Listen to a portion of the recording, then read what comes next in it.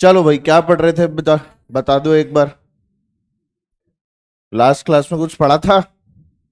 क्या पढ़ा था? मोशन ऑफ सेंटर ऑफ मास शुरू हो गया था। तू कहां था लास्ट क्लास में?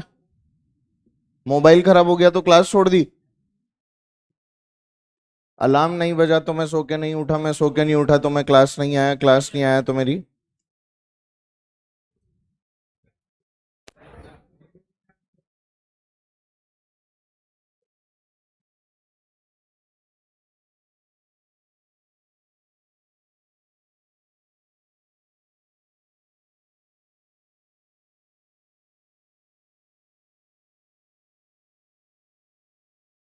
चलो भाई, लेट्स स्टार्ट। सभी लोग, हाँ भाई, गुड मॉर्निंग बच्चों। भारत माता की। Very good. आज हाँ, एक बार में सुन लिया था हम। तो मोशन ऑफ सेंटर ऑफ मास है ना। आइए, चलो बच्चों आओ।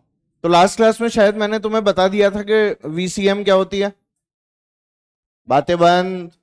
वीसीएम बता दी थी, एसीएम बता दिया था, सारे सेंटर ऑफ मास निकाल लिया हम लोगों ने। ठीक है, वीसीएम की बात हो गई बेटा, एसीएम की बात हो गई, साथ में हमने मोमेंटम कंजर्वेशन की भी बात की थी। क्या कर ली थी? P1 plus P2 equals up to Pn equals to constant.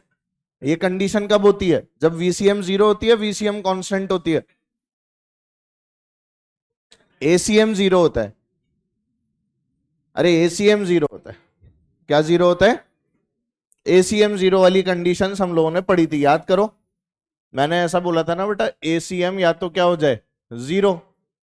तो इसके दो केसेस। एक केस क्या, वीसीएम या तो क्या हो जाए बच्चों, बोलो, कांस्टेंट हो जाए, या फिर वीसीएम क्या हो जाए, जीरो हो जाए। ये स्पेशल केस है ना। वीसीएम अगर जीरो हो गया तो मैंने तुम लोगों को क्या बोला था कि आर M1 R1 बराबर M2 R2 भी ट्रू हो जाता है। अरे लिखवा रखा है देखो, अगर वीसीएम की वैल्यू जीरो हो जाएगी तो M1 R1 plus M2 R2 up to MN RN भी क्या हो जाएगा बेटा, जीरो हो जाएगा। बताया था ना, मतलब कांस्टेंट हो जाएगा भाई, dr/dt। अरे बोल दे। तो ये वही तो था मास मोमेंट वाला रूल जो तूने बचपन में mx इक्वल्स टू कांस्टेंट से पढ़ा था, बताया तो था मैंने। और इसका क्या मतलब है, cm इज एट रेस्ट। इसीलिए वहां पर मैंने ये वाली बात आपको चिल्ला चिल्ला के बोली थी कि ये कंडीशन सिर्फ और सिर्फ कहां लगानी है, जब सेंटर ऑफ मास कहां हो। तो कुछ सिंपल सिंपल कंडीशन है ना, मैंने कुछ पॉइंट्स भी लिखाए थे आपको, centre of mass, momentum conservation वगैरह को लेकर। एक दो लाइन लिखो जल्दी जल्दी जो मैं बोल रहा हूं, लिखो।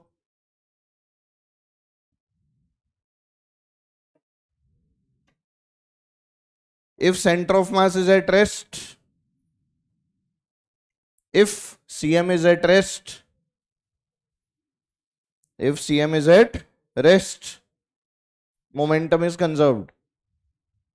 if cm is at rest, momentum is conserved.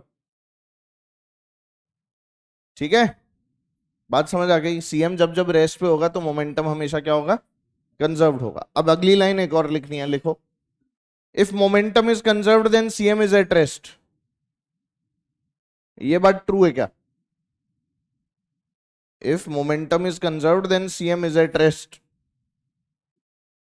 भाई ऊपर वाली तो सही है, पर नीचे वाला सही है क्या?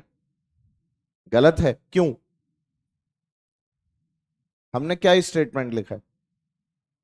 अरे स्टेटमेंट बोल पहले, नीचे अभी जो लिखा है, if momentum is conserved then centre of mass is at rest. और ऊपर क्या लिखा था, अगर सेंटर ऑफ मास रेस्ट पे रहता है तो मोमेंटम कंजर्व होता है।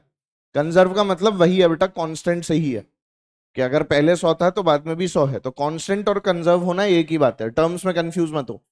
अब बताओ कौन सा सही है कौन सा गलत है। मैंने बोला मोमेंटम इज कंजर्व्ड तो सेंटर ऑफ मास हमेशा रेस्ट पे होगा। क्या ये बात ट्रू है? अरे वीसीएम कांस्टेंट भी तो हो सकती है, वीसीएम क्या हो सकती है, तो दोनों ही केस हो सकते हैं। तो इसीलिए हम लोग ये नहीं बोल सकते कि मोमेंटम जब जब कंजर्व होगा तो वीसीएम क्या रहेगा, रेस्ट पे। पर हम ये जरूर बोल सकते हैं कि हाँ, जब वीसीएम रेस्ट पे होगा तो मोमेंटम कंजर्व होगा ही होगा। क्या ये वाली बात क्लियर है? तो चाहे आपका वीसीएम कांस्टेंट हो, चाहे आपका वीसीएम जीरो हो, मोमेंटम इज ऑलवेज कंजर्व। पर मोमेंटम कंजर्व होने से ये बात जरूरी नहीं है कि सेंटर ऑफ मास किस पे रहेगा, रेस्ट पे। वो वीसीएम कांस्टेंट भी हो सकती है। तो पहला ट्रू है, दूसरा क्या है, फॉल्स। हाँ समझ गया ना? कुछ कहना चाह रहे? नहीं? पड़ोसी को कहना चाह रहे? कानों में क्या बोल रहा है उसे, इलू इलू? अच्छा। मानते नहीं हो मतलब, बीच क्लास में हरकतें कुछ तो करनी रहती है। चलो,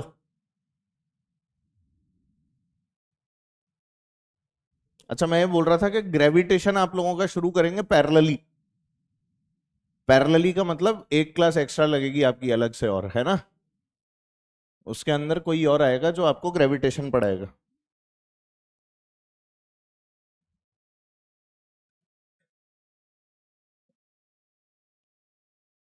ठीक है?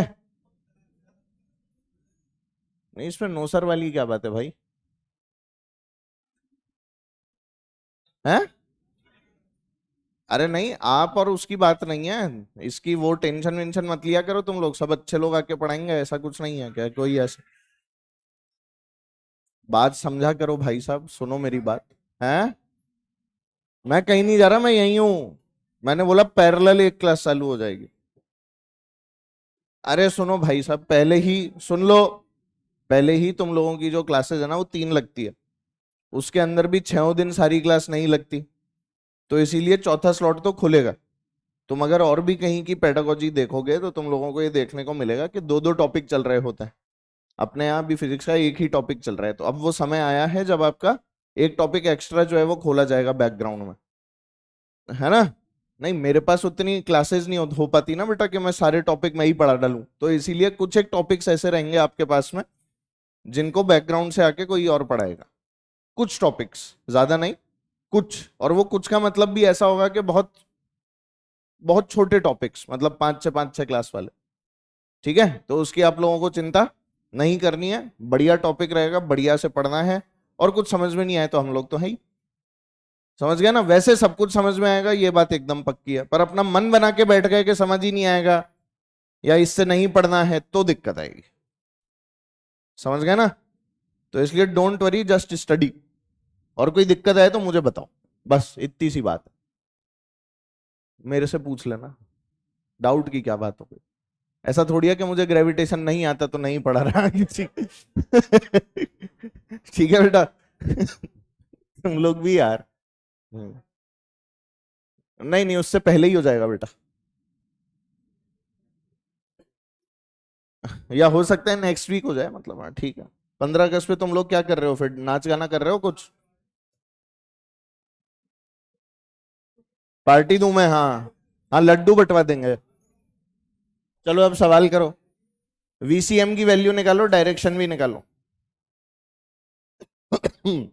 वीसीएम, वीसीएम 2 किलो वाला इधर जा रहा है, 4 किलो वाला ऊपर जा रहा है, आपको वीसीएम निकालनी है।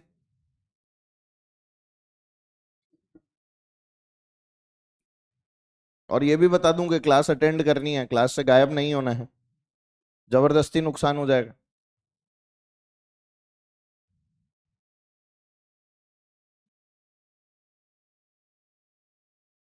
इन दोनों के बीच में रहेगी, बहुत बढ़िया। वाह! गोले में भी भर के आ जाना, साइड में लिख के, इन दोनों, इन चारों में से एक होगा। चलो मैं कर रहा हूं। अरे इसमें है ही क्या भाई? इसकी, इसको 1 मान ले, इसको क्या मान ले, 2। तो V1 क्या हो गई? अरे 4 i कैप। और V2 क्या हो गई? 6 j कैप। नहीं आया समझ? अब VCM निकाल ले। M1 V1 plus M2 V2, M1 कितना है, 2 × 4 कितना हो गया, 8 i कैप, प्लस 6 × 4 कितना हो गया, 24, डिवाइडेड बाय टोटल मास कितना, 2 और 4 6। लो हो गया सॉल्व। क्या कर रहे थे इसमें तुम? यही कर रहे थे? हुआ तो नहीं तुम लोगों से? अच्छा कोई बोले इसका मैग्नीट्यूड निकालो। तो मैग्नीट्यूड के लिए क्या करोगे, अंडर रूट ए स्क्वायर प्लस बी स्क्वायर, तो अंडर रूट 8/6 काट पीट लेना इसमें है ना, प्लस 24/6 का होल स्क्वायर। ये आपका वीसीएम का मैग्नीट्यूड आ गया। डायरेक्शन बोलो, टेन अल्फा। टेन अल्फा क्या होता है बेटा, V Y upon V X. V Y कितनी है, 24/6 है ना, डिवाइडेड बाय वी एक्स कितनी है, 8/6। टेन इनवर्स 3 आएगा। अरे बोलना कितना आ जाएगा, ये कितना हो गया, 6 3 = 24 है ना, डायरेक्ट ही काट दे, 6 से 6 ही काट दे, और 8 से कितनी बार गया, 3, अल्फा आ गया ना। ये इसकी डायरेक्शन भी आ गई, सब निकाल लिया हमने। बहुत आसान होता है, और ग्रेविटेशन तो चैप्टर और भी आसान है, सच्ची बोल रहा हूं। ग्रेविटेशन में आधा ग्रेविटेशन तो मेरे को दोबारा ही पढ़ाना पड़ेगा। हाँ, तो इसीलिए बोल रहा हूं कि उसको पढ़ लो जिससे वहां पर मेरे को मदद मिल जाए।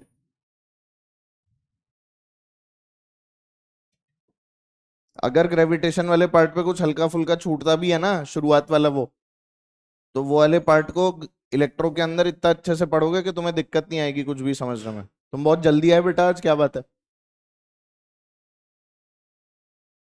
सच्ची। चल ठीक, हो गया बेटा ये। चलो अगला करो,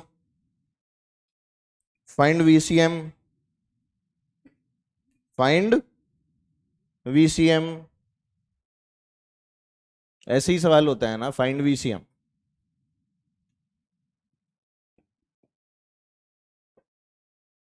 ये मान ले 3m है, और ये नीचे को v से आ रहा है, और यहां मान ले बेटा एक 2m मास है जो ऊपर को 2v से जा रहा है। इनका वीसीएम निकालना, करो।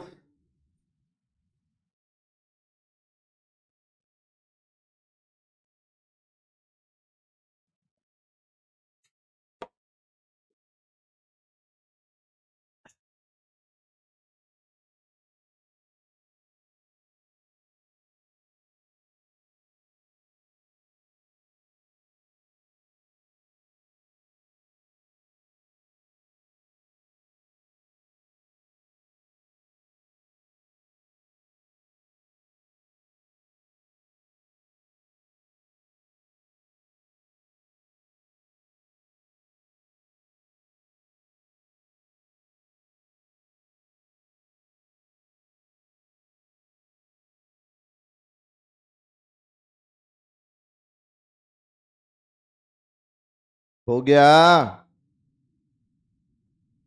है, क्या आया यार, इसमें क्यों टाइम लगा रहे हो, क्या हो गया इसमें। इसको 1 मान लो, इसको 2 मान लो, चलो। v1 बोलो कितना आ रहा है, 2vi कैप, सॉरी जे कैप बोलो, सही है। और v2 बोलो -v जे कैप, बोलो। अब वीसीएम की वैल्यू क्या होती है, m1v1 प्लस m2v2। m1 बोलो बेटा 2m, इंटू v1 कितना 2v, और ये जे कैप, प्लस m2 कितना बोलो 3m, और v2 कितना -v जे कैप, यही है ना, divided by 2m plus 3m 5m। पता नहीं इसको सॉल्व करने में क्या दर्द है तुम्हें, क्या माइनस का साइन नहीं लिया है, नहीं लगाया, तो कितना आ जाएगा ये, 4 4mv जे कैप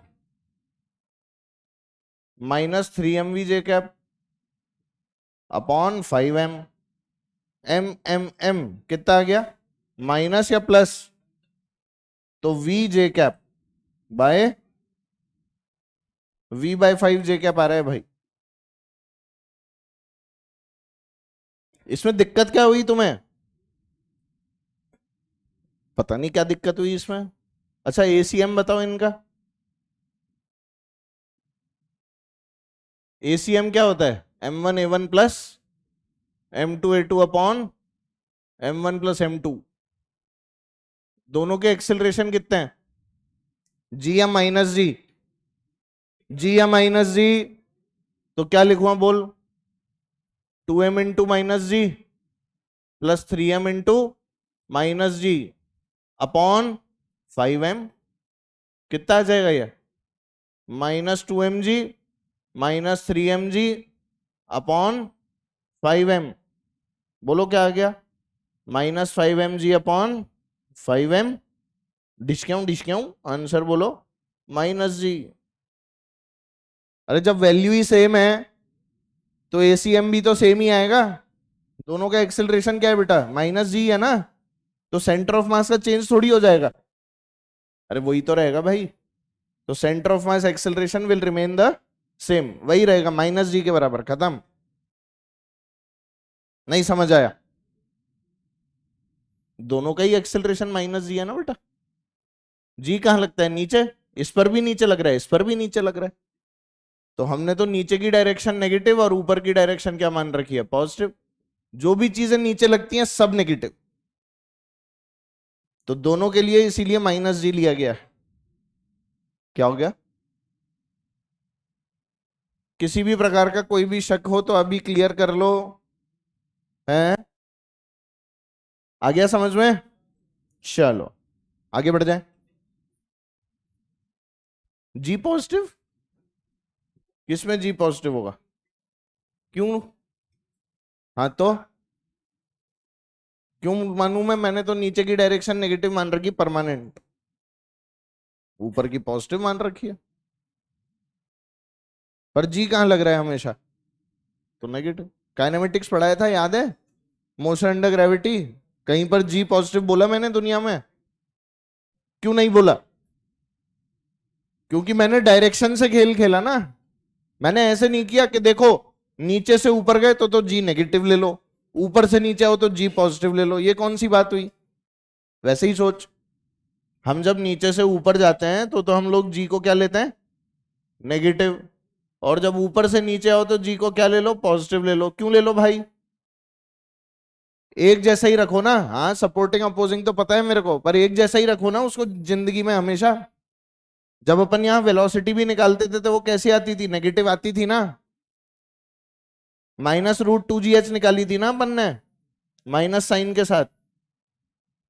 तो नेगेटिव क्यों निकाली थी? क्योंकि नीचे की तरफ थी। अब तुम इसके अंदर निकालोगे तो पॉजिटिव आ जाएगी, क्योंकि तुमने पहले ही नीचे पॉजिटिव मान रखा है। तो ये जी को नेगेटिव और पॉजिटिव मानने में तुम एक क्वेश्चन में दो साइन कन्वेंशन ले लेते हो, जो सबसे बड़ी गड़बड़ है। कि सर नीचे से ऊपर जाओगे तो नेगेटिव लेंगे, ऊपर से नीचे आएंगे तो पॉजिटिव लेंगे। तुम एक क्वेश्चन में दो दो कन्वेंशन मान के चलते हो। एक क्वेश्चन में कितना कन्वेंशन मानना होता है? एक।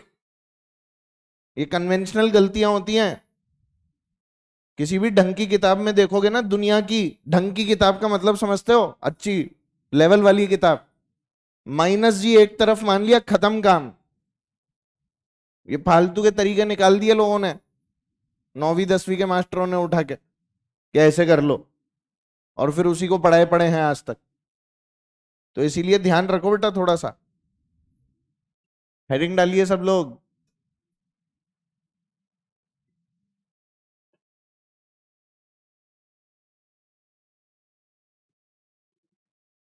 आओ,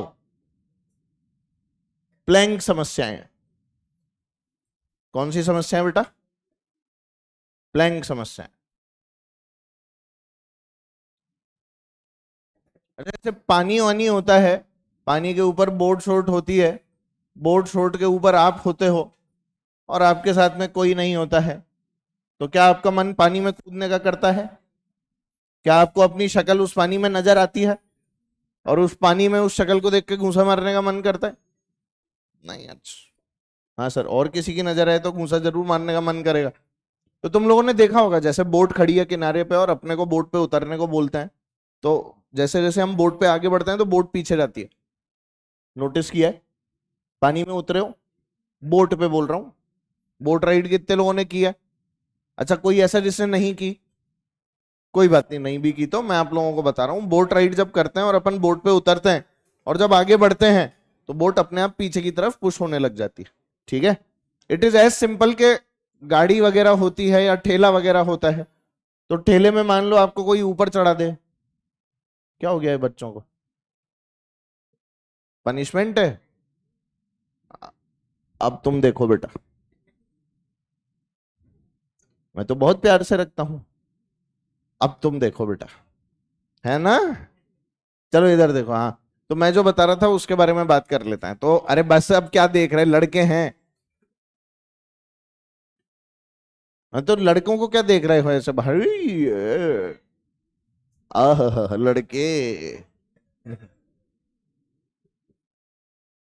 नहीं, लड़कियों की क्लास में ऐसे बाहर देखे लड़कियां तो एक बार मैं नहीं भी बोलूं, पर तुम देख रहे लड़के खड़े हुए बाहर, कौन है?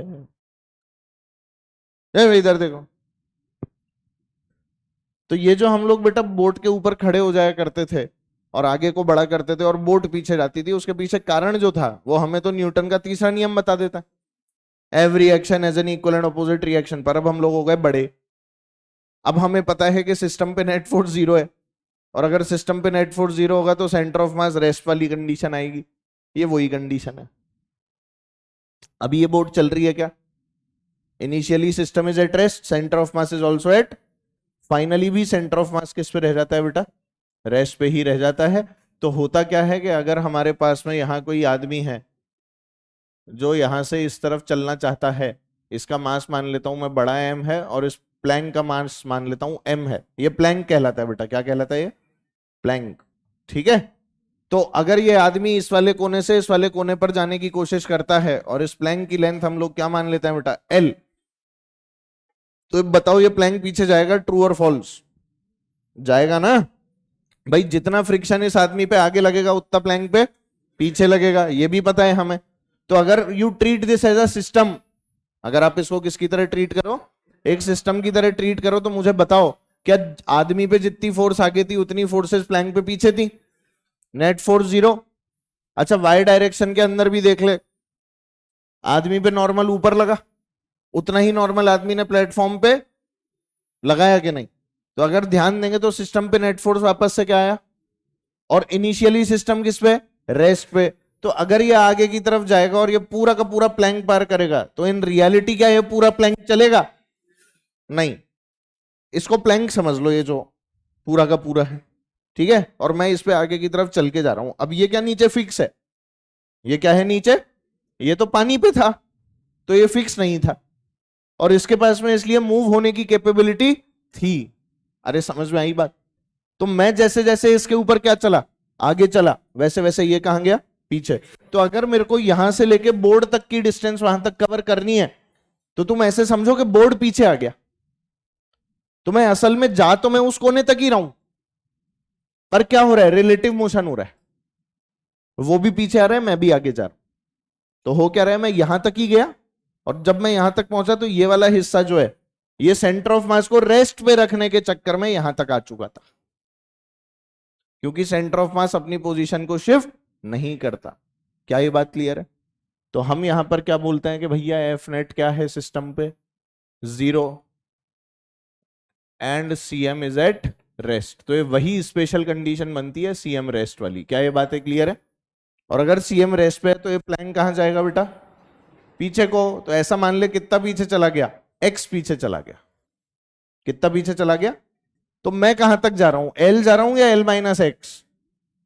तो मुझे असल में जो जाना है ना बेटा, वो डिस्टेंस कितनी रह गई? एल माइनस एक्स रह गई। क्या तुम्हें कुछ भी समझ में आया? ये प्लैंक आपका पीछे की तरफ आ गया। तो जो मुझे एल चलना था वो मैं एल नहीं चला। और अगर सेंटर ऑफ मास रेस्ट पे रहता है तो इक्वेशन कौन सी काम में लेता हूं? m1x1 is equal to m2x2। अरे क्या हो गया? 10 बार बता दी कि सीएम रेस्ट पे होगा तो क्या लगाओगे? m1x1 इज इक्वल टू, अब बता, मैं आगे की तरफ जा रहा था तो m इंटू कितना बेटा? l minus x. अरे बोलना मुझे कितना चलना है, और प्लैंक को पीछे कितना चलना है? सही। सॉल्व करके x निकाल ले। क्या हो गया बेटा? M L minus M X is equal to छोटा एम एक्स। यहां से क्या हो गया? M L is equal to M X plus बड़ा एम एक्स। चलो x कॉमन लो। तो यहां से बेटा x कितना आ गया?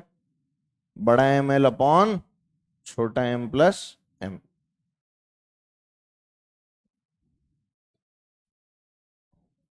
ये फिक्स रिजल्ट है, M L upon M plus M.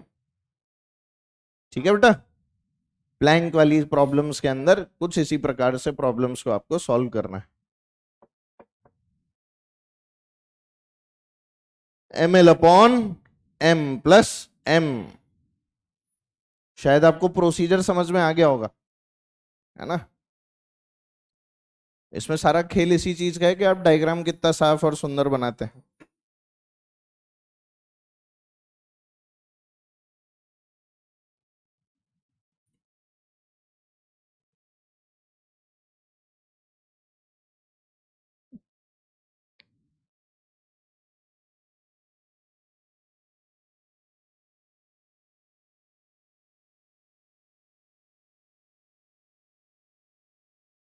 हो गया,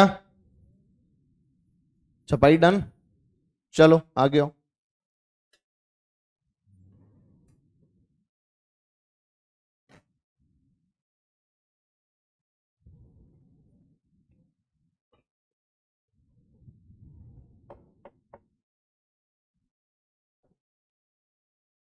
जी,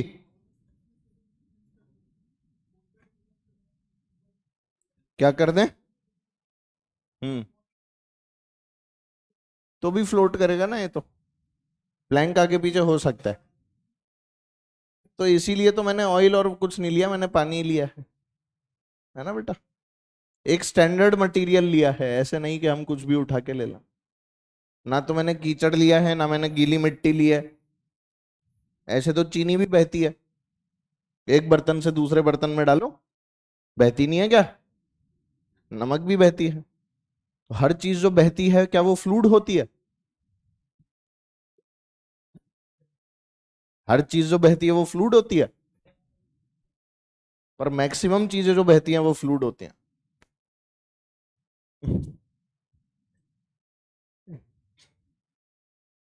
एनीवेज कोई बात नहीं, मतलब ऐसी बहुत सारी चीजें हैं जो हमें लगता है कि ऐसे भी हो सकता है, पर वो कई बार अपन उसको ऐसे कंसिडर नहीं करके चलते। हमने कुछ चीजों के बेटा स्टैंडर्ड्स बनाए हैं कि इसको इस तरह से देखना, इसीलिए। ठीक है, आपका सवाल बिल्कुल भी गलत नहीं है, ठीक है ना। हाँ, कितने खुश हो गए, थैंक यू सर। चलो आओ देखें, बहुत ही मस्ती भरे सवाल, आइए।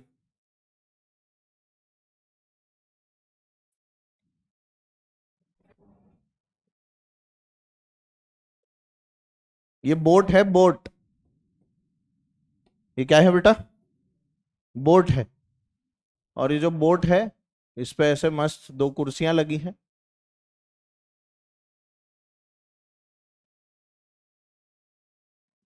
यहां मैं बैठा हुआ हूं।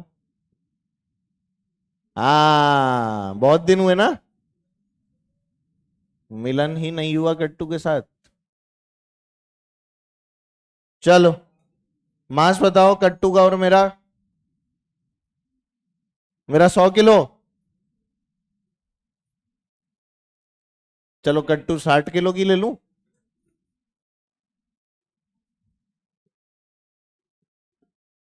और कम करूं?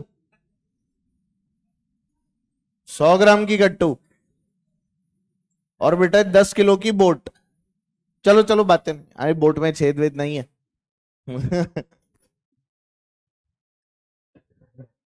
क्या बोल रहा है ये? क्या बोल रहा है ये?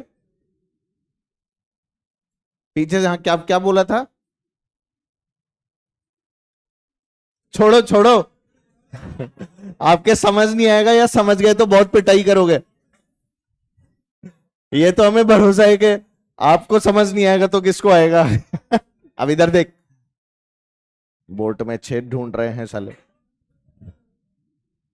एनएम सर और कट्टू बैठे हुए थे। अच्छा, ये जो लेंथ है ना बेटा बोट की, ये भी दे रखी थी, और ये बोट की लेंथ कितनी है? 10 मीटर। अब सुनो,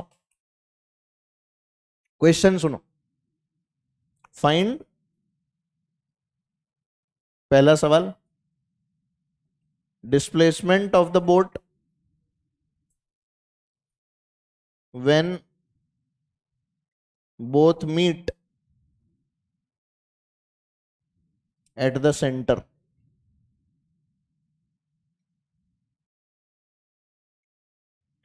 दूसरा सवाल, displacement when both interchange their position.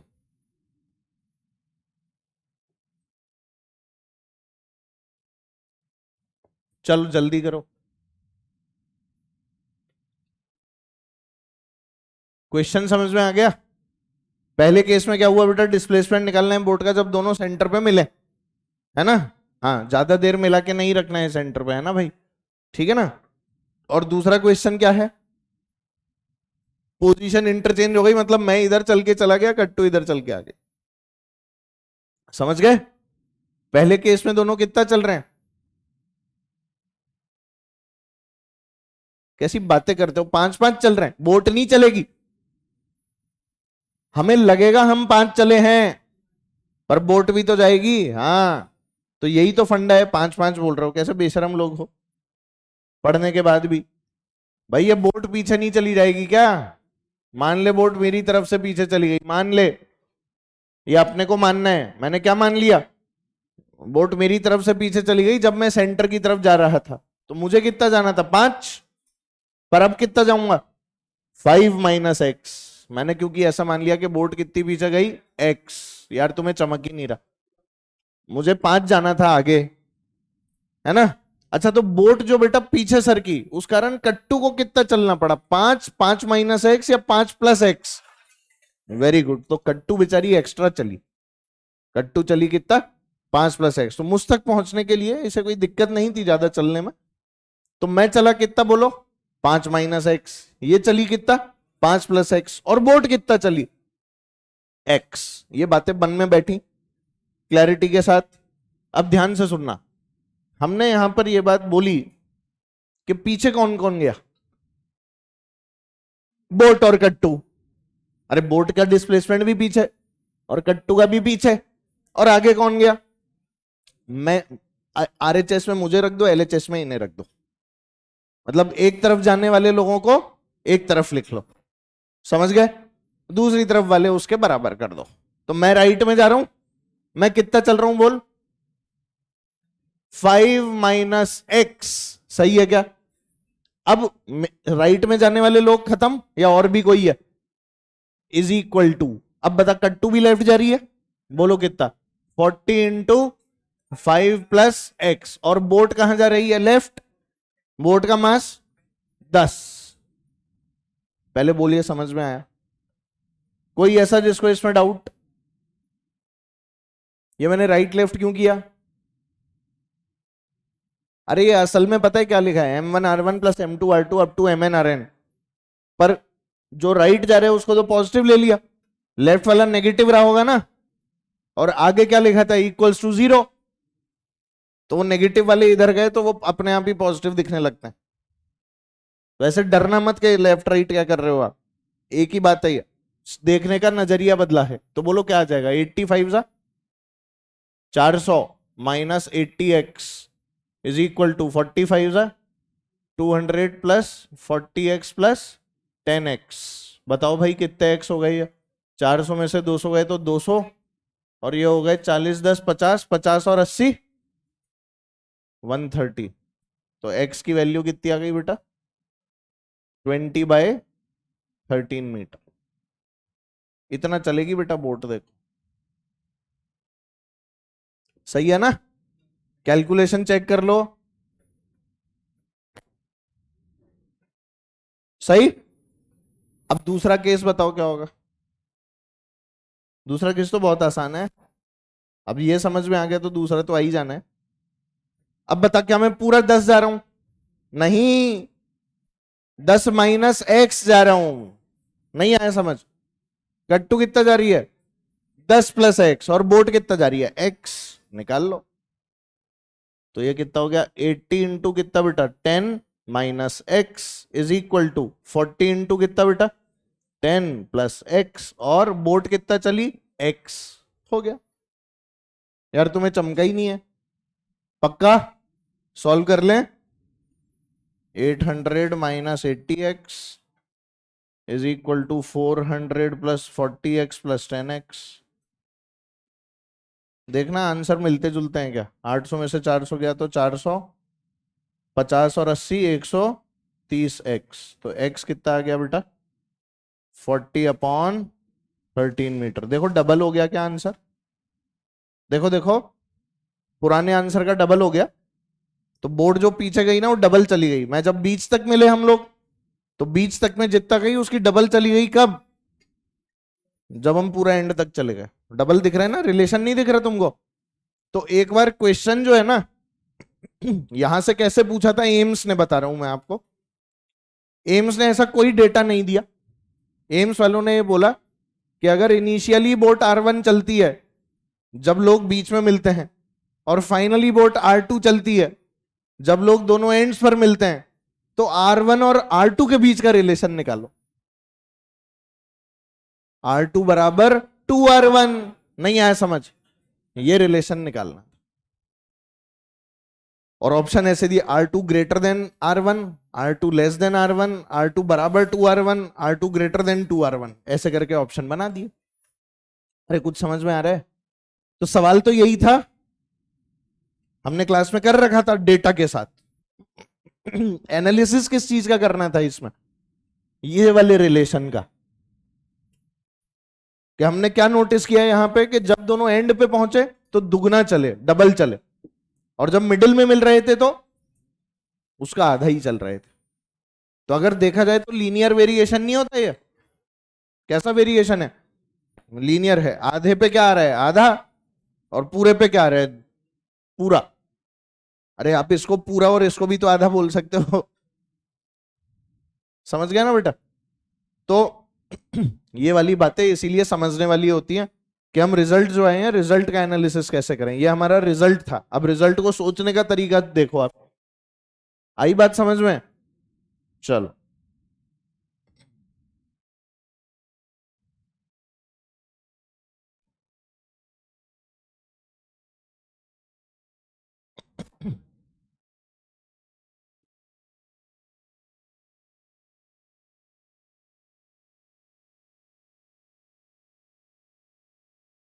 चलो भाई इधर ध्यान दो, बातें नहीं।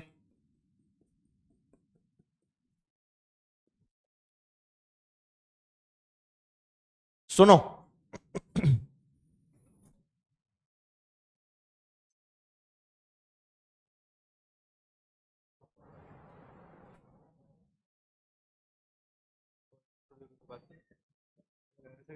जाते जा।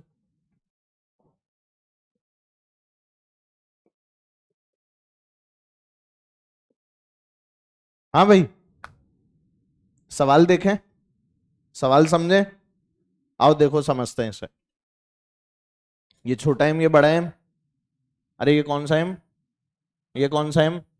अब मैं आपसे छोटी छोटी बातें पूछूंगा, है ना, ध्यान देना इस वाली बात पे। तो छोटा एम जो है ना वो यहां से रिलीज कर दिया गया, और बड़ा एम जो है वो फिक्स नहीं है अपनी जगह। बड़ा एम फिक्स, तो जब ये छोटा एम ऐसे फिसलता हुआ जाएगा तो बड़ा एम कहां जाएगा, पीछे जाएगा। अब आपसे एक छोटा सा सवाल पूछा कि आपको बड़े एम का डिस्प्लेसमेंट निकालना है जब छोटा एम पूरा नीचे आ जाए। सवाल समझ में आया, है ना? तो लिख लो सवाल, find displacement of capital M. Capital M मत लिखना, एम को बड़ा बनाना, capital M. Find displacement of capital M, M बड़ा बनाइएगा, कैपिटल एम मत लिखना। कैपिटल एम लिख दिया ना तूने, हाँ ठीक है। Find displacement of capital M when small M, when, वो देखो स्मॉल एम लिख रहा है, when small M reaches the bottom, when small M reaches the bottom. चलो करो।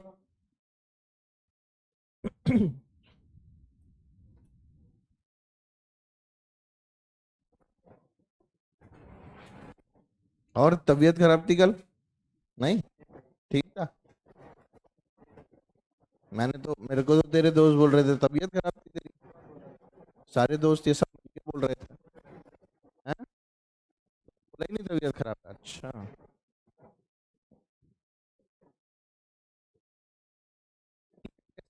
तबीयत खराब थी इसलिए उठ गया फिर वापस सो गया, बहुत ही बढ़िया बेटा।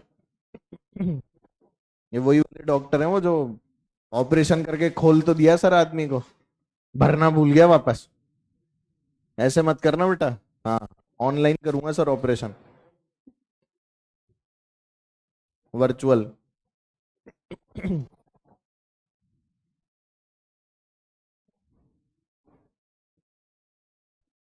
नहीं हुआ, हो गया, क्या आया? एम cos थीटा। अच्छा मुझे सांस ले लेने दो मुझे कि ऐसे अजीब अजीब आंसर सुनने के बाद ऐसा ही होता है। एनीवेज आओ देखते हैं क्या करना है। सुनो भाई, एक चीज बता मेरे को, अरे इधर देखो भाई साहब, जब ये नीचे फिसल के जाएगा तो ये पीछे जाएगा। लेट अस कंसिडर के यहां पीछे चला गया इधर, तो क्या भी ऐसा दिख रहा होगा? बताओ ना, ये एंगल थीटा और ये ब्लॉक यहां, बोलो सही है। अच्छा, एक्स डायरेक्शन कंसिडर करो, कौन सा डायरेक्शन? ये वाली डिस्टेंस कितनी है? एक्स। इसको असल में इस वाले ब्लॉक को एक्स डायरेक्शन में कितना फिसलना था? एल। पर क्योंकि ये पीछे चला गया तो ये बेचारा कितना फिसला? L minus x. यस और नो? तो क्या मैं लिख सकता हूं? M into L minus x is equal to capital M into x. ये वाली डायरेक्शन, इसको एक्स डायरेक्शन में कितना फिसलना था? एल। पर क्या हुआ, ये जो नीचे प्लैंक था ये पीछे चला गया। कितना पीछे चला गया? एक्स। तो ये बेचारा अपनी इनिशियल पोजीशन से एक्स में कितना डिस्प्लेस हो पाया? L minus x. हाँ या ना? तो वही तो लिखा है, सॉल्व कर ले। क्या आंसर आएगा? M L minus M X is equal to capital M X, M L upon M plus M. देखो पहले जैसा ही आंसर आ गया, याद है वो वाला आंसर? पहला पहला सवाल प्लैंक वाला, सिंपल वाला, वही आंसर है। अरे हमें देखने में डर लगता है, क्वेश्चन होता बहुत आसान है। अब इसको और भारी बनाओ सवाल को। और भारी कैसे बना सकता हूं? जैसे देख, यहां और यहां मैंने है ना एक रॉड लगा दी, ध्यान देना। मैंने क्या लगा दी बेटा? एक रॉड लगा दी। करने की जरूरत नहीं है, पर मैं भारी करने का तरीका बताऊंगा तेरे को, सुन। रॉड के अंदर एक ऐसे रिंग फंसा दी, और रिंग फंसा के मैंने यहां पर इस रिंग से एक रस्सी बांध के, यहां पर एक मास था बेटा, और यहां से रिलीज कर दिया। क्या कर दिया? इस मास को, रिंग का मास ले लिया कैपिटल एम। तुम्हें पहले बताओ क्वेश्चन समझ में आ रहा है? ये एक रॉड है, रॉड के अंदर रिंग है, रिंग से एक रस्सी बंधी है, रस्सी को हम लोग ऊपर ले गए हैं छोटा एम मास लगा के, और अब इस मास को क्या कर रहा हूं मैं? रिलीज। इसको जब मैं यहां से रिलीज करूंगा तो ये नीचे जाएगा, ये आगे भागेगी,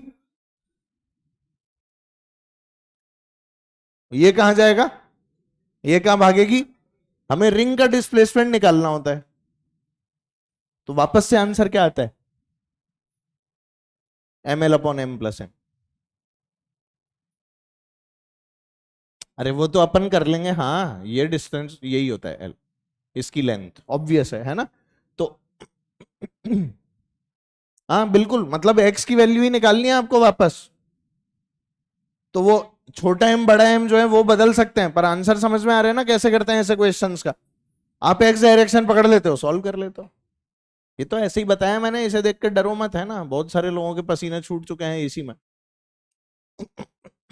ऐसे ही इसकी और वैरायटी और भारी, ये देखो, ये एक स्फीयर, और स्फीयर के अंदर एक स्फीयर। इसको यहां से रिलीज कर दिया,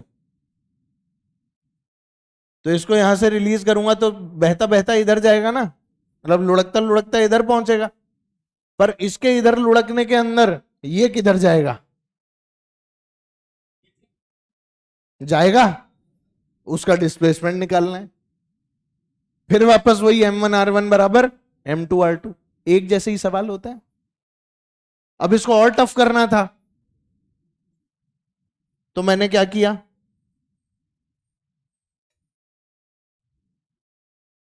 और इसके अंदर एक गोले को यहां से छोड़ दिया, नीचे इसको फिक्स। फिर बोला जब ये यहां से यहां पहुंचेगा तो ये नीचे वाला कहां जाएगा? अरे समझ रहे हो ना, सारी वैरायटी एक ही तरह की है, बट पॉइंट इज के हम लोग अलग अलग तरह के क्वेश्चंस को जब बना हुआ देखते हैं तो हमारी हालत क्या हो जाती है, खराब हो जाती है, जो होनी नहीं चाहिए। असल में प्लैंक वाला ही तो सवाल है ये वाला, बोल ये प्लैंक वाला नहीं है, ये प्लैंक वाला नहीं है, ये तो प्लैंक ही है। तो वो एक जैसे ही होते हैं सवाल, हम लोगों को क्या देख के जल्दी डर लग जाता है। Questions are of the same type. बात समझ में आई? नोट कर लो बेटा ये।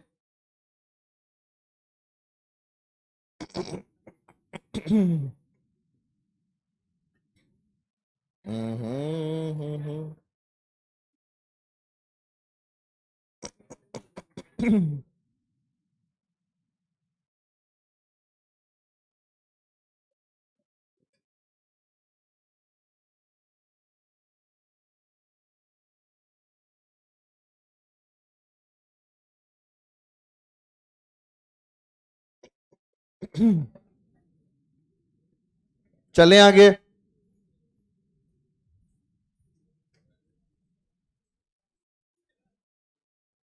अरे भाई बातें क्यों कर रहे हो, टाइम हो गया, अभी तो बहुत टाइम है।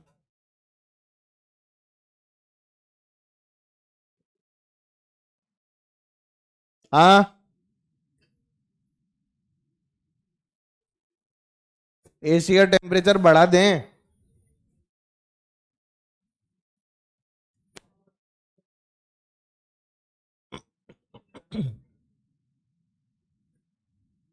ठीक है,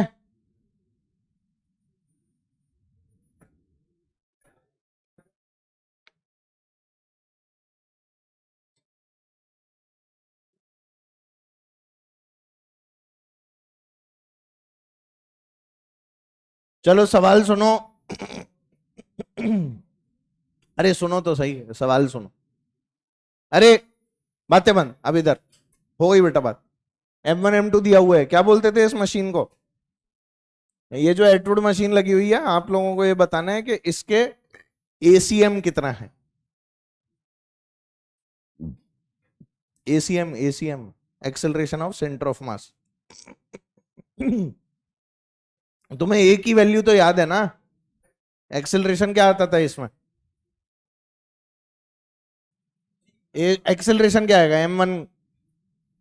M1 minus M2 upon multiplied by, ये याद है ना सबको? ACM निकालना है अब हमें। इसका एक्सेलरेशन क्या है बेटा, नीचे, और इसका क्या है, ये वाली बात भी ध्यान रखनी पड़ेगी, क्योंकि ACM की जो वैल्यू होती है वो क्या होती है बेटा, M1 A1 plus M2 A2 upon M1 plus M2। Acceleration same है क्या इसके अंदर? डायरेक्शन अलग अलग है, तो ध्यान से देखना पड़ेगा। इसमें वो नहीं लगा सकते कि ये भी माइनस जी, ये भी माइनस जी, तो आंसर माइनस जी। इसमें एक नीचे जा रहे हैं तो दूसरा कहां जा रहा है, तो वैल्यूज को पुट करना पड़ेगा। तो मुझे बताओ A1 क्या है, मतलब M1 के लिए जब लिखूंगा तो क्या लिखूंगा एक्सेलरेशन, बोल है, माइनस साइन लगा के लिखूंगा या नहीं? भाई मैंने ऊपर की डायरेक्शन पॉजिटिव और नीचे की क्या मान रखी है, नेगेटिव। अब बता A1 नेगेटिव लिखूं M1 के साथ में तो क्या आ गया, माइनस बाहर लगा दूं बेटा, ये क्या हो गया, M1 minus M2 upon M1 plus M2 into g. सही है क्या? और ये क्या था, M1। चलेगा? अच्छा अब बताइए, तो ऊपर जा रहा है तो plus M2 into M1 minus M2 upon M1 plus M2 into g. सही कर रहा हूं बेटा? डिवाइडेड बाय, दोनों मास जोड़ दो, M1 प्लस M2। अच्छा बताओ ऊपर क्या बचा?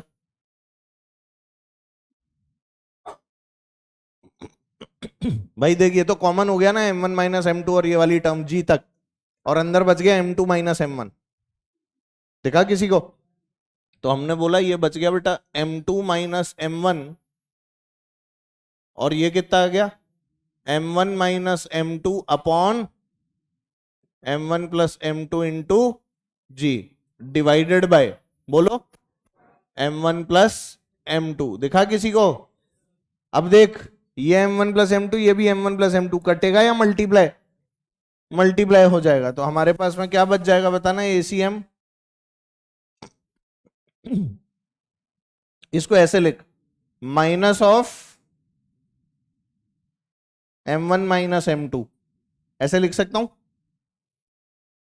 ये माइनस बाहर निकाल लिया, इधर लिख दिया मैंने m1 माइनस m2 वापस से इंटू जी, और नीचे मल्टीप्लाई होके क्या बन गया बेटा, m1 प्लस m2 का स्क्वायर।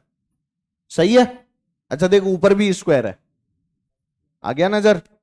तो शायद आपको आंसर दिखने लगा होगा, माइनस जी टाइम्स ऑफ, बोलो बेटा, m1 minus m2 upon m1 plus m2 का होल स्क्वायर। ये आपका एसीएम है। अरे तेरे को चमका, इसमें खाली कैलकुलेशन है और कुछ भी नहीं है। कई लोग इसको याद रख लेते हैं। कोई दिक्कत हो किसी भी स्टेप में तो अभी पूछ लो। आ गया समझ? तेरा दोस्त किधर है? क्यों, वो तो दिख ही रहा है नहीं आया। ये क्या बता रहे हैं नहीं आया?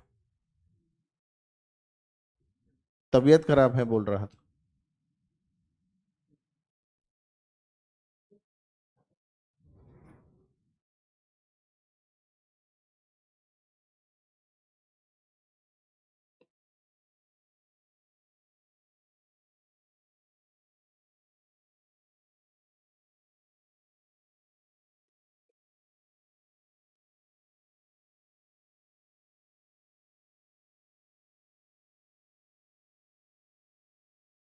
कोई भी स्टेप पूछना हो तो पूछ लो भाई।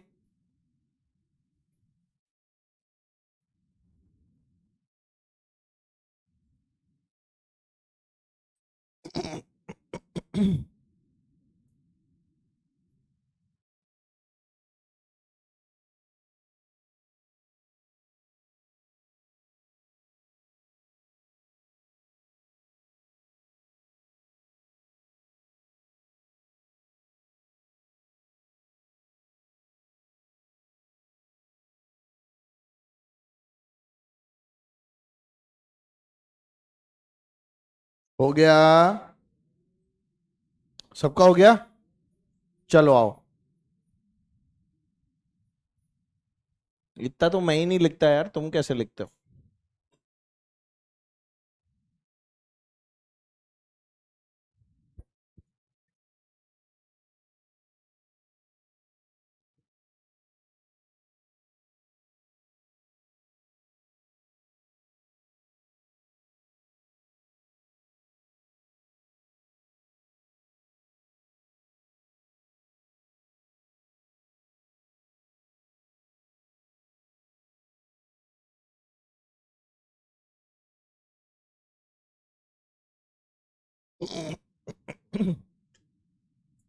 चले बेटा आगे, चलो।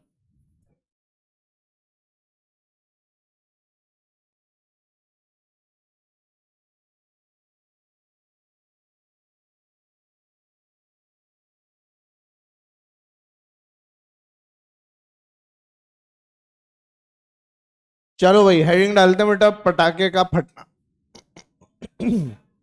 पटाखा ये वो वाला नहीं है जो तुमने कल देखा था, ये वो वाला पटाखा है जो असल में फूटता है। हाँ हाँ सुनो तो सही, पटाखा क्या बोलते हैं बेटा? Bomb explosion. तो मेरे को बस इतनी सी बात बता दो, पटाखे को लेके क्या ऐसे पकड़ते हो फिर उस पर हथौड़ियां मारते हो क्या? चिंगारी लगा देते हो, फिर वो बत्ती होती है उसकी, बत्ती अंदर जाती है वहां पे उसे फोड़ देती है। ये जो साउंड निकलती है, लाइट निकलती है और सारी चीजें हैं, पटाखा फूटता है तो तुमने देखा होगा सारे टुकड़े यूं फैल जाते हैं, है ना? पटाखे को बाहर की एक्सटर्नल फोर्स चाहिए क्या फूटने के लिए? नहीं चाहिए। पटाखे को इंटरनल फोर्सेस फोड़ती हैं, और ये इंटरनल फोर्सेस इतनी जबरदस्त होती हैं, ये इंटरनल फोर्सेस इतनी कि हम लोगों को ये सब साउंड लाइट हीट वगैरह जो है ये सब मिलती है because of the chemical reaction जो अंदर हो रहे होते हैं। जानते हो कि नहीं? ये जो सारा का सारा खेला है पटाखे का, इसमें कोई एक्सटर्नल फोर्सेस का इन्वॉल्वमेंट नहीं है। और क्योंकि सारी इंटरनल फोर्सेस थी, तो क्या मैं बोल सकता हूं कि सिस्टम पे नेट फोर्स जीरो था? अरे बोलना भाई, इस सिस्टम पे नेट फोर्स क्या था? जीरो। अगर सिस्टम पे नेट फोर्स आप लोगों का 0 था तो इसका सीधा सीधा मतलब क्या होगा, एफ नेट 0 मतलब centre of mass is at rest. आई बात समझ? तो सेंटर ऑफ मास यहां पर भी किस पे रहता है, और अगर सेंटर ऑफ मास आपका रेस्ट पर रहेगा इसका मतलब ये टुकड़े ऐसे फैलेंगे कि सेंटर ऑफ मास उसी पोजीशन पर रहे जहां उसे रहना था। इसीलिए टुकड़ा है ना ऐसे गोलाई में फैल जाता, जिससे उन सबका जब सेंटर ऑफ मास निकालो तो कहां आ जाए, सेंटर में। नहीं आया समझ? अरे जैसे रिंग होती है, टुकड़े ऐसे थोड़ी ना फैलते हैं, अपन छांटने नहीं जाते हैं टुकड़ों को, वो एक अलग बात है। पर जब टुकड़ों के आप फैलाव देखोगे कि एक टुकड़ा कहां गया, दूसरा कहां गया, तीसरा कहां गया, तो आपको ऐसा एहसास हो जाएगा कि उन्होंने एक ऐसी फॉर्मेशन कर ली है जिससे कि उसका सेंटर ऑफ मास वहीं रहे जहां तुमने पटाखा फोड़ा था। रियलिस्टिक बात है, मजाक की नहीं है। ऑल्दो क्योंकि जब टुकड़े इधर उधर उड़ रहे होते हैं तो कोई चीज से टकरा जाते हैं, एयर रेजिस्टेंस वगैरह होता है और सब कुछ होता है। पर अगर ये सब नहीं होगा और बिल्कुल आइडियलिस्टिक कंडीशन की बात करूंगा तो मैं बता रहा हूं, अगर बीच में पटाखा फूटेगा तो वो अपने चारों तरफ एक रिंग बना ले। क्या बना लेगा? टुकड़े जो है ना वो ऐसे ऐसे जम जाएंगे चारों तरफ। आई बात समझ? तुमने वो तो देखा होगा न्यूक्लियर एक्सप्लोजन। तो न्यूक्लियर एक्सप्लोजन में जब टेस्टिंग करते हैं तो ऐसे क्रेटर बन जाता है। क्रेटर बोलते हैं इसको, क्या बोलते हैं बेटा? क्रेटर। ये जो क्रेटर बनता है ना, ये ऐसा क्यों बनता है एकदम परफेक्ट गोल? परफेक्ट गोला बनता है, परफेक्ट। ऐसा नहीं है कि कहीं से भी आधा इंच कम ज्यादा होता है, एकदम परफेक्ट गोला बनता है। तो परफेक्ट गोले बनने के पीछे रीजन ही सब यही होता है। तो हमें इन चीजों को समझना होगा कि भाई कैसे हम लोग फिजिक्स को ऑब्जर्व कर पा रहे हैं, और वही चीज यहां पर हो रही है। तो सेंटर ऑफ मास रेस्ट पे, ये वाली बात समझ में आ गई? क्योंकि बॉम्ब में कौन सी फोर्सेज एक्ट करती हैं? Internal forces. और पता है ये इंटरनल फोर्सेज इतनी भयंकर होती हैं कि इनके आगे एमजी की कोई औकात नहीं होती। एमजी अगर तेरा 2 किलो या 3 किलो का बॉम्ब होगा ना, तो इंटरनल फोर्सेज आएंगी 50,000 न्यूटन, 1 लाख न्यूटन, इस लेवल की। तो इसीलिए बॉम्ब की कोई औकात नहीं होती in comparison to the internal forces. M G सब बेकार हो जाती है। आई बात समझ में? तो ये होता है बेटा बॉम्ब का एक्सप्लोजन। इसे क्या बोलते हैं अपन? बॉम्ब का एक्सप्लोजन। अब सवाल इसके ऊपर शुरू करते हैं तो आप लोगों को चीजें वैसे ही समझ में आने लगेंगी। सिंपल सिंपल से पहले सवाल करेंगे। ये मान लो तुम्हारा पटाखा था, ये इसका 2 किलो का हिस्सा था, ये इसका 3 किलो का हिस्सा था। इनिशियली बेचारा रेस्ट पर रखा हुआ था। पटाखा फूटने के बाद 3 किलो का जो हिस्सा था वो आगे की तरफ 10 मीटर पर सेकंड से भाग रहा था। आपसे पूछा 2 किलो वाले हिस्से की वेलोसिटी क्या होगी? अरे सिंपल, कंजर्वेशन ऑफ मोमेंटम। क्या अप्लाई करना है बेटा? Conservation of momentum. क्योंकि फूटा था, इंटरनल फोर्सेस थी, सिस्टम पे नेट फोर्स 0 था, जिसके कारण हम लोग conservation of linear momentum apply कर सकते हैं। क्योंकि फूटने के बाद तो चलने लगा ना भाई। तो बताओ अब 2 किलो वाले की वेलोसिटी 15 आगे या पीछे? आगे या पीछे? 15 आगे या 15 पीछे? तो वो भी बताना पड़ेगा ना बेटा, डायरेक्शन के साथ। अब जो भी बताओ डायरेक्शन के साथ। तो क्या मैं ऐसा बोल सकता हूं इस वाले क्वेश्चन के अंदर कि P initial equals to P final? अरे बोलना है यार। इनिशियल और फाइनल मोमेंटम क्या है बेटा? सेम। इनिशियली क्या रेस्ट पे? अगर रेस्ट पे है तो P इनिशियल क्या हो गया? 0। फाइनली क्या 3 किलो वाला आगे को जा रहा है 10 से? 3 × 10। ध्यान रखें मैंने राइट हैंड साइड पॉजिटिव और लेफ्ट हैंड साइड क्या मान रखी है? नेगेटिव। जो आपको निकालना है उसका साइन डालने की कोई जरूरत नहीं है। ऐसा नहीं कि 3 आगे जा रहे हैं तो 2 तो पीछे ही जाएगा, ऐसा कुछ नहीं मानना मेरे को। मुझे क्या मानना है? फॉर्मूला। कौन सा फॉर्मूला? Momentum conservation. इनिशियल 0, 3 आगे जा रहा है, जिसके बारे में पता है उसके साथ तो साइन पुट कर दिया पॉजिटिव, जिसके बारे में नहीं पता उसे जैसे फॉर्मूले में पुट कर रहे हैं वैसे ही पुट करो, 2 × V, साइन अपने आप आ जाएगा। बोलो क्या आ गया? 15 के -15। 25 बार बोल दिया कि माइनस बोलो साथ में, तो भी 15 किए जा रहे। 15 आया समझ में? -15 के माइनस साइन ने आप लोगों को बता दिया कि 2 किलो का टुकड़ा कहां जाएगा, पीछे। नहीं आया समझ, सबको आ गया? सिंपल फंडा एकदम, कोई जबरदस्ती की रॉकेट साइंस नहीं है ना भाई।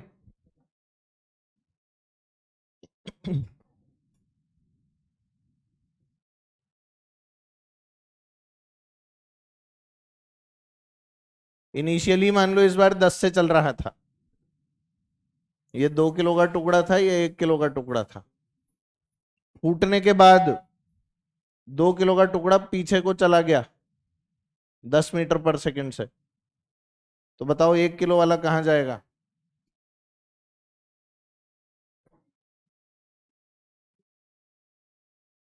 अबे यार सोच के किया करो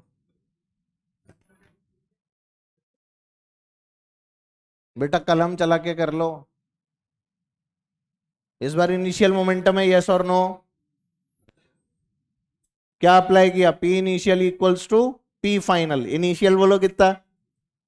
अबे 3 किलो का है ना, टोटल मास कितना है? 3 किलो कितने से जा रहे हैं? 10 से, तो क्या लिखूंगा? 30। नहीं आया समझ? क्या ही करते रहते हो यार, 30 भी समझ में नहीं आया। टोटल मास कितना है बेटा? 3। इनिशियली कितने से जा रहे हैं? 10, तो इनिशियल मोमेंटम यहां पर 0 नहीं है, तो 3 × 10 is equal to P final. क्या दो वाला पीछे जा रहा है 10 से, तो -10 या +10? तो क्या लिखूं? -2 × 10 और +1 × V। जिसका पता ही नहीं है उसे तो पॉजिटिव ही डालना है, क्वेश्चन मेरी मदद खुद ही कर देगा। तो हमारे पास क्या आ गया बोलो? 30 इज इक्वल टू -20 + V। तो देखो V की वैल्यू कितनी आ रही है? 50 मीटर पर सेकंड। तो आपके सभी उत्तर जो थे वो गलत थे। कोई 10 बोल रहा है, कोई 20 बोल रहा है, कुछ लोगों ने 30 भी बोल दिया अपने हिसाब से। क्वेश्चन समझ में आ रहा है? ये वाले सवाल तो मैं करवाता भी नहीं हूं, और तुम्हें करवा रहा हूं तो ये भी गलत कर रहे हो।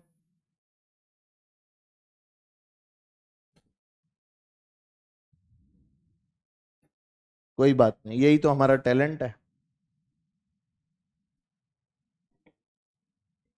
हैं? क्या बोल रहा है बेटा? सेंटर ऑफ मास सब आएगा टेस्ट में, जितना पढ़ा देंगे।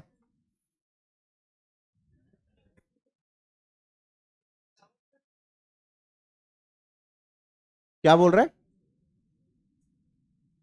हाँ रेस्ट पे ही है ना बेटा। मैंने सेंटर ऑफ मास रेस्ट लगाया या वीसीएम लगाई?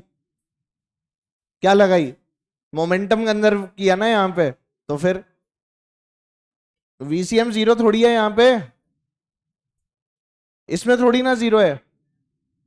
यहां 0 बोली क्या मैंने? वीसीएम 0 है? नहीं, मैंने तो ये बोला कि F net of the system जो है वो 0 है। तो उसमें ये कंडीशन तो तब लगी जब ये इनिशियली किस पे था बेटा, तो फाइनली भी सेंटर ऑफ मास वहीं रहता है, इसीलिए बॉम्ब ऐसे फैल जाता है। आई बात समझ में? ये तो मूविंग सिस्टम्स है, इसमें वीसीएम कांस्टेंट है।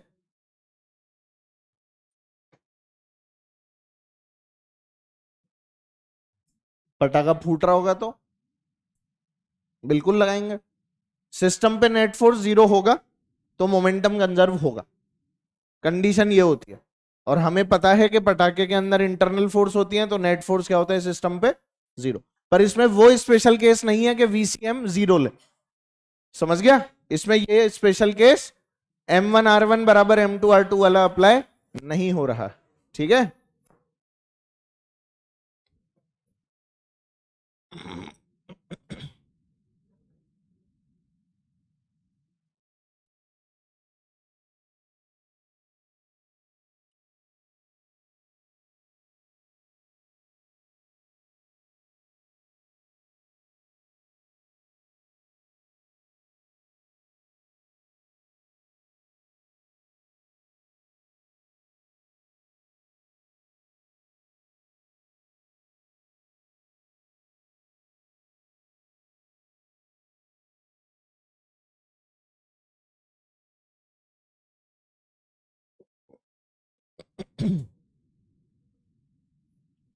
इनिशियल कंडीशन दिख गई बेटा? 10 मीटर पर सेकेंड। इनिशियली कितने से जा रहा था बोलो 10, फाइनली क्या हुआ 3 किलो वाला जाने लगा 5 मीटर पर सेकेंड 37 से, 2 किलो का टुकड़ा नीचे को गया 1 से, 1 kg की वेलोसिटी निकालनी है, जल्दी करके दिखाओ देखें क्या आ रहा है।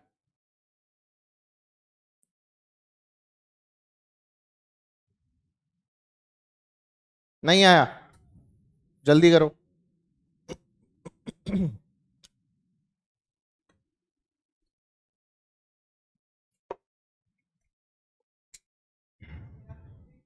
है 50, बेटा वेक्टोरियल बताना है।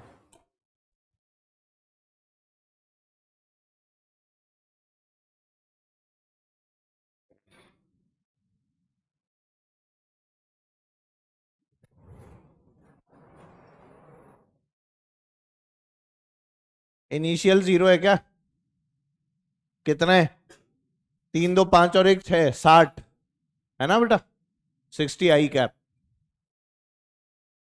ये दिख गया तुम्हें 60 i कैप। ठीक है, पी फाइनल निकालते हैं। पी फाइनल किस किस का कॉम्बिनेशन है बेटा, 3 किलो का, 2 किलो का और 1 किलो का। 3 किलो की वेलोसिटी एक्स डायरेक्शन में बोलो 4, 3 किलो की वेलोसिटी वाई डायरेक्शन में बोलो 3, तो इसका एक्स और वाई दोनों लिखना पड़ेगा। तो जब मोमेंटम लिखेंगे 3 किलो का तो क्या लिखोगे 3 × 4 i cap plus 3 j cap. पहले बोलो ये आ गया समझ, मास इनटू वेलोसिटी। अब किसका लिखूं 2 किलो का, तो 2 वाला कितने से जा रहा है 1 मीटर पर सेकेंड, तो -j कैप से, सही। एक वाले का पता ही नहीं है, प्लस 1 × v, दोनों बराबर कर दें, बस यही आपका आंसर है। तो 60 i cap 3 4 = 12 i cap plus 3 3 = 9 j cap minus 2 j cap plus v। Solve नहीं कर पाओगे इसे, खत्म। कितना हो गया, 60 में से 12 गए तो 48 i कैप, 9 में से 2 गए तो 7, तो इधर आ जाएगा -7 j कैप। ये आपकी वेलोसिटी आ गई 1 kg वाले ब्लॉक की। नहीं चमका, आ गया ना समझ, इजी है। कोई बोले मैग्नीट्यूड क्या होगा तो निकाल दोगे, कोई बोले डायरेक्शन क्या होगी तो निकाल दोगे, बस ऐसी चीजें पूछी जाती हैं।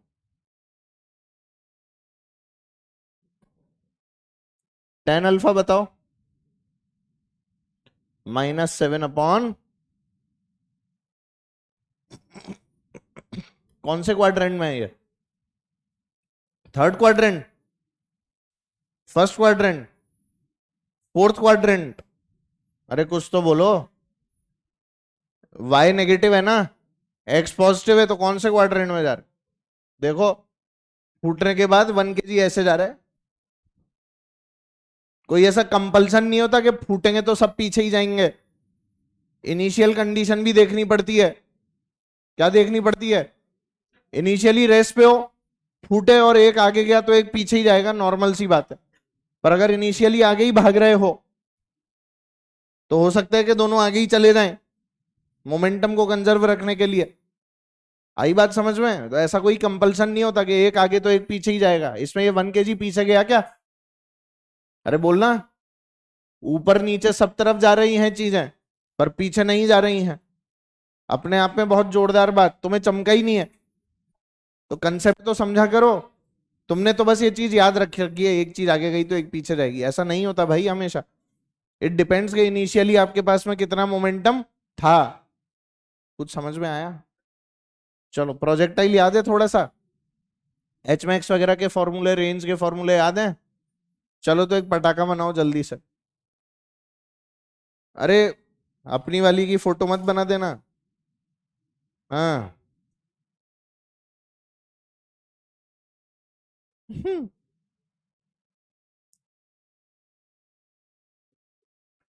चलो इधर देखो,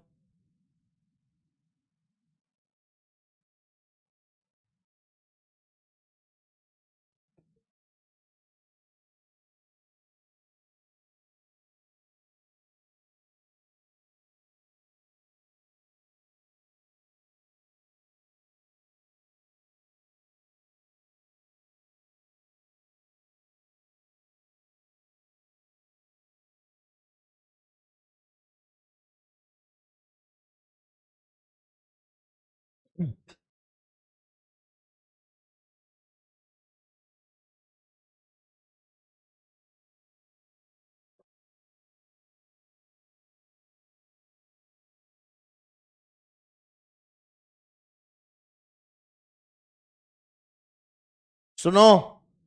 सुनो सुनो सुनो, आज की ताजा खबर, अरे इधर ध्यान दो।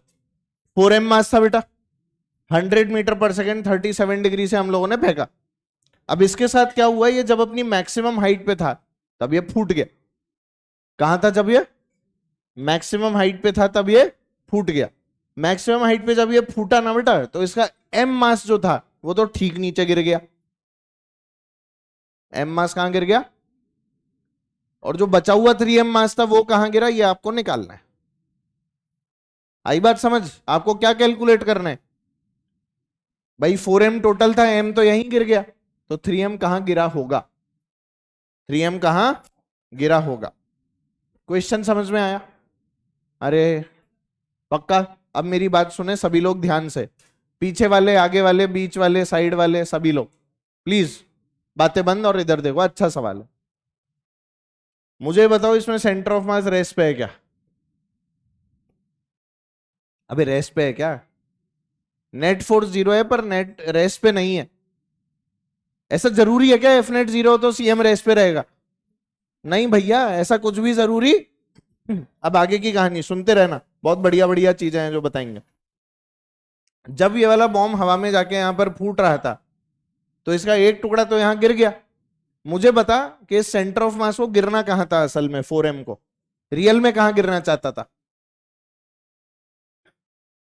गिरना यहां चाहता था ना, ये 4m के गिरने की असली जगह है जहां ये चाहता था कि मैं गिरूं।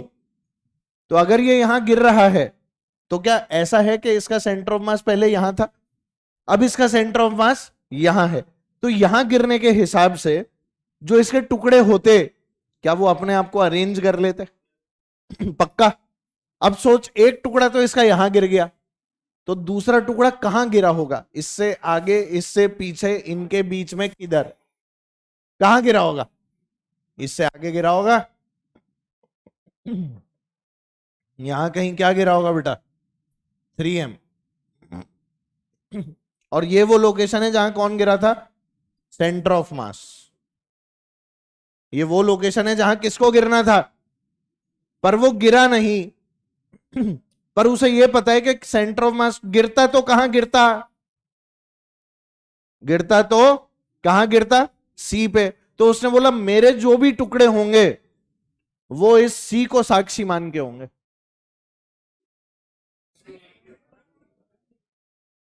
अरे समझ जाओ ना, इसके जितने टुकड़े होंगे वो किसको साक्षी मान के होंगे? नहीं आया समझ? पक्का। तो अगर सी को साक्षी माना, एम यहां गिर गया, तो 3m कहां गिरेगा? इन दोनों का सीएम इनके बीच में ही होना चाहिए ना भाई। बहुत नॉर्मल सी बात है कि 3m के पास होगा। यस और नो? अब क्या ऑप्शन देख के टिक मार दोगे, बावड़े हो गया? निकालो 3m कहां गिरा। अच्छा उसके लिए मेरे को ये बता, सी की लोकेशन निकाल लेगा तू, यस और नो? क्या आएगी सी की लोकेशन? अबे रेंज। अरे भाई सी कहां गिर रहा है, रेंज की वैल्यू बोलो, 2 UX/UI/G। फॉर्मूला याद है वाला, 2 UX बोल, 80 × 60, 0 0, 2 6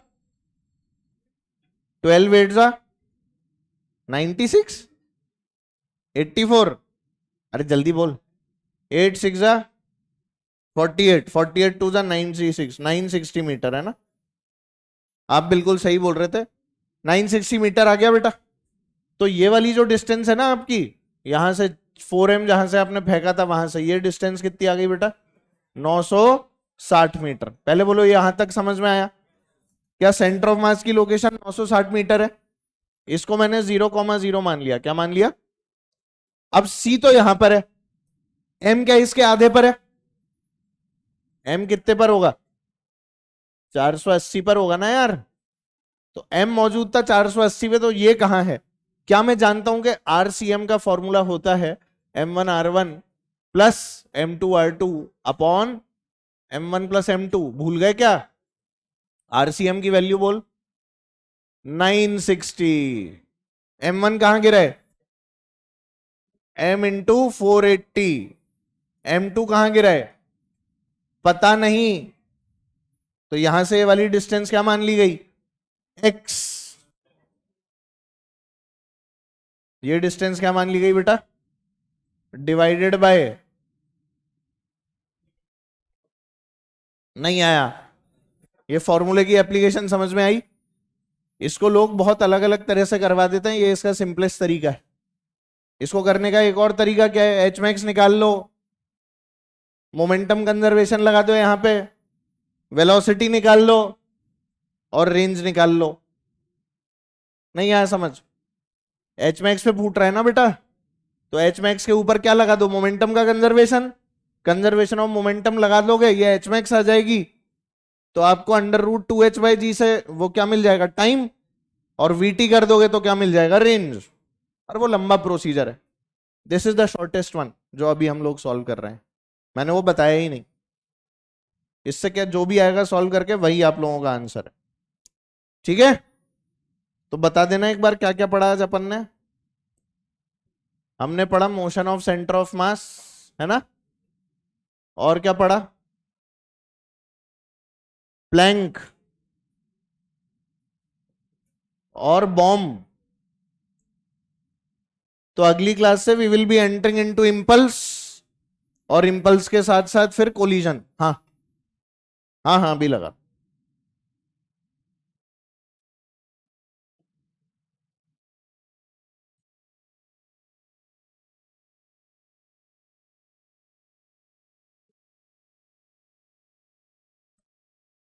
चलो बाय बोलो सब लोग। Bye bye.